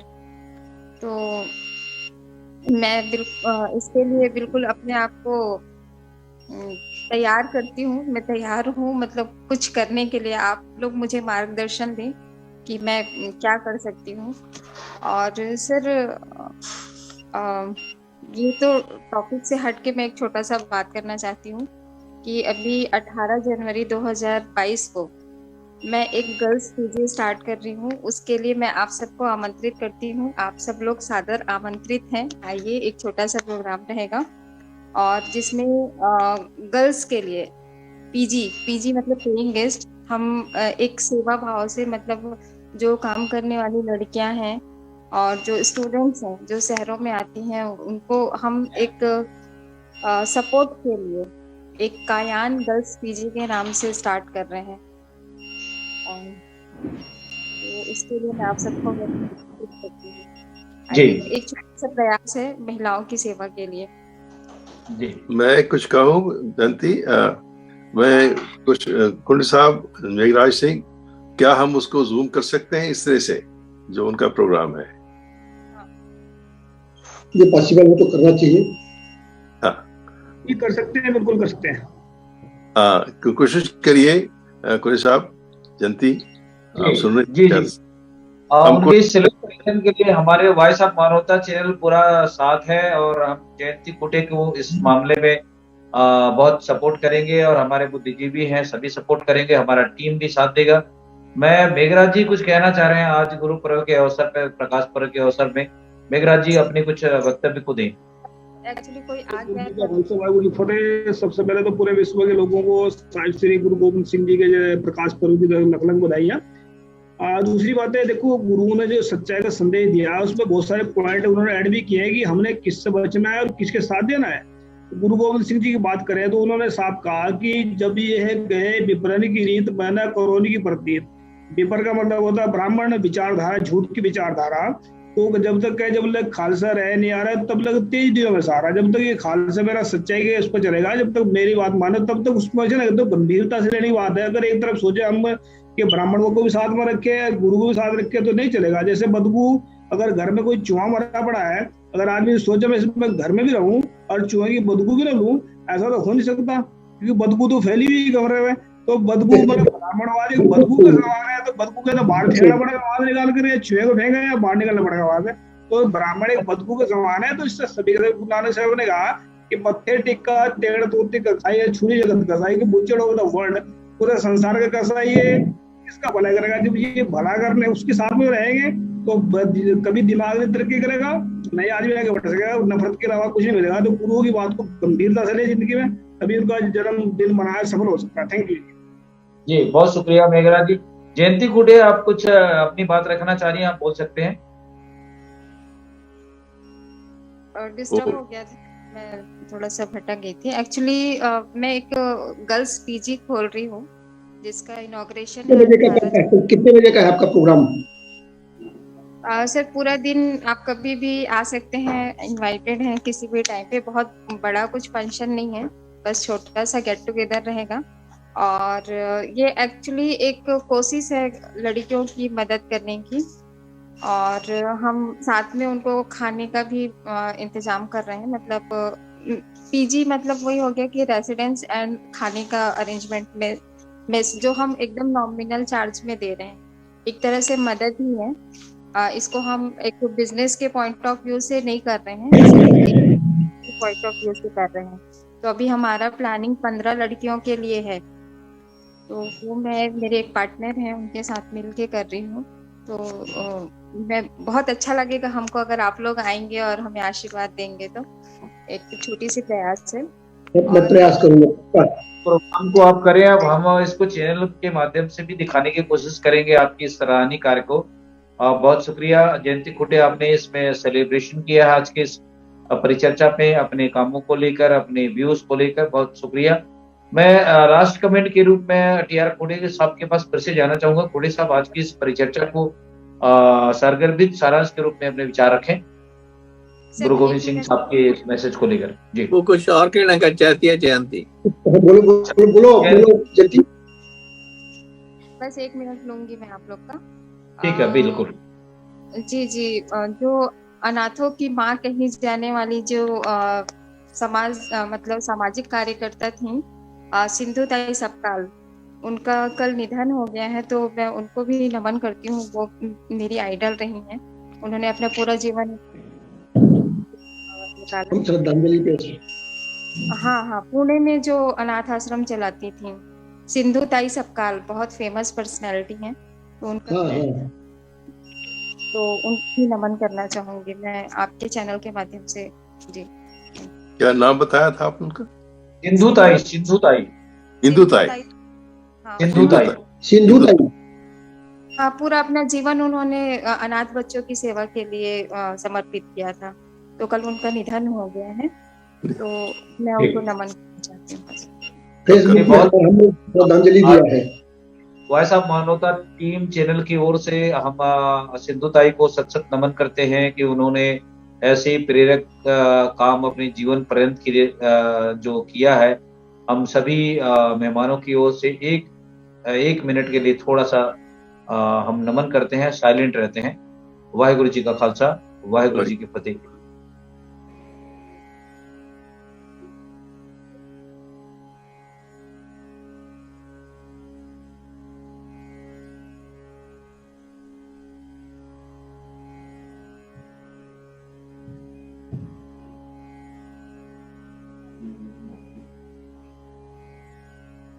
वाहिगुरु जी का खालसा, वाहिगुरु जी के फतेह। सिंधु ताई जी की इस नेक काम के लिए उनके आज इस निर्वाण दिवस के अंदर में हम सत सत नमन करते हैं। सतनाम, वाहिगुरु जी का खालसा, वाहिगुरु जी के फतेह। खुटे साहब, आज की इस चर्चा पर संक्षिप्त प्रतिक्रिया, आज के इस महत्वपूर्ण चर्चा पर। चर्चा काफी अच्छा हो चुका है। हमारे जसबीर साहब ने काफी बोला है जी, और डॉक्टर सुपाल सिंह जी, उनकी मैंने बातें सुना। बिटिया जयंती भी बोल रही थी। एक्चुअल में क्या है, ये जो आंदोलन है सिखिज्म, ये अपने आप में एक बहुत बड़ा क्रांति इस देश की व्यवस्था के खिलाफ है। वास्तव में जो कबीर साहब ने शुरू किया तो नानक साहब ने उसे टेक ओवर कर लिया और गुरु घासीदास ने इसको और आगे बढ़ाया।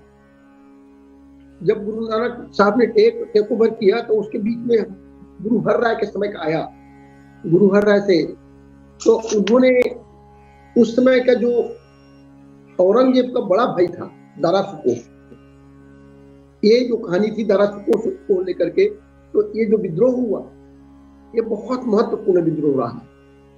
उस विद्रोह में हमारे लोग चाहते थे कि जो बड़ा है उसको राजगद्दी मिलनी चाहिए।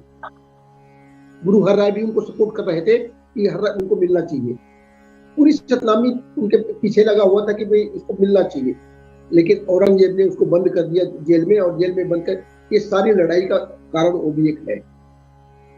सत्य के पीछे हमारे लोगों ने सर नहीं झुकाया, सर कटा लिए लेकिन पीछे नहीं हटे। सतनामी 5000 से ज्यादा सतनामी उसमें शहीद हो गए।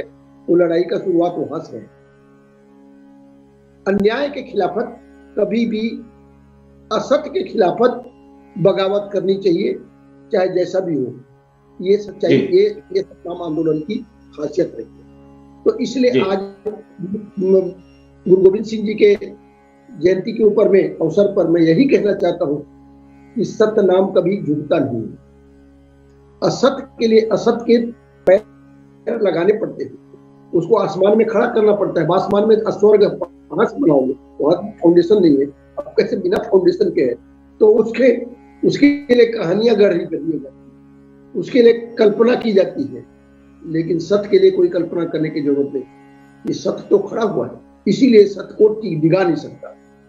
ये सत्य नाम, यही मैं कहना चाहता हूँ आज का संदेश। और हम महत्वपूर्ण पर मैं कबीरदास की इस वाणी को उद्धृत करके आज के इस कार्यक्रम को मैं समाप्त करना चाहूंगा। पोथी पढ़ जगमुआ पंडित भया न कोय, ढाई आखर प्रेम का पढ़े सो पंडित होए। तो ये 2.5 अक्षर सतनाम ही है, सत्य है, ट्रूथ है, और ये यूनिवर्सल ट्रूथ है।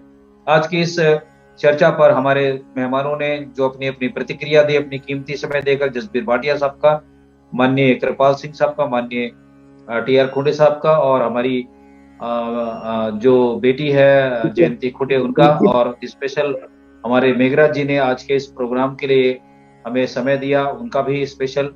और आज के इस कार्यक्रम के प्रायोजक जसबीर भाटिया साहब और कृपाल सिंह साहब का भी हम स्पेशल धन्यवाद करेंगे, क्योंकि ऐसे महान पुरुषों की जीवनी को लेकर, प्रेरक विचारों को लेकर इस चैनल को मदद कर रहे हैं, स्पॉन्सर कर रहे हैं। उनका सभी का बहुत बहुत शुक्रिया।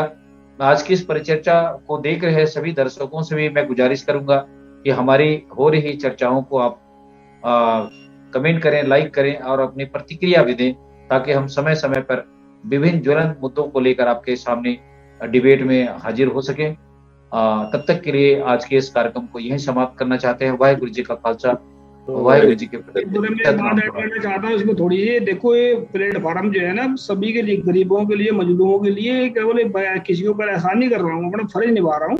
उसको फर्ज को फर्ज समझेगा, आप खुद भी फर्ज समझे अपना।